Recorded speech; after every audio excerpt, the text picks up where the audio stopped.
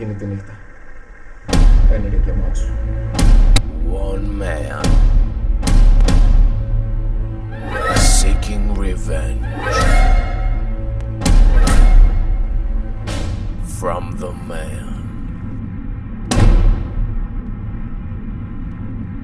who took everything from him.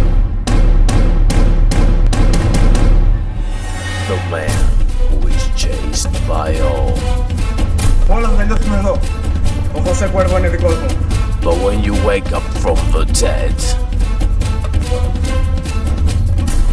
you have nothing to fear.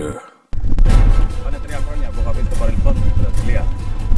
Ο Χωσέ Κουέρβο είναι ο μεγαλύτερος έμπορος των ναρκωτικών αυτή τη στιγμή στο Μεξικό. Δεν γίνεται να φτάσει παρακεντρία. Δεν θα χάσεις κάτι με σ' αγάπη. 1000 κιλά κοκαίνη αφεντικό. Ένα πολύ μεγάλο λάθος.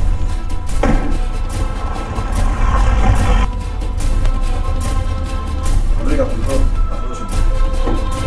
Αυτός πραγματικά να εκδικηθεί το Χωσέ Κουέρβο, να τους έχουν στα χέρια της δικαιοσύνης.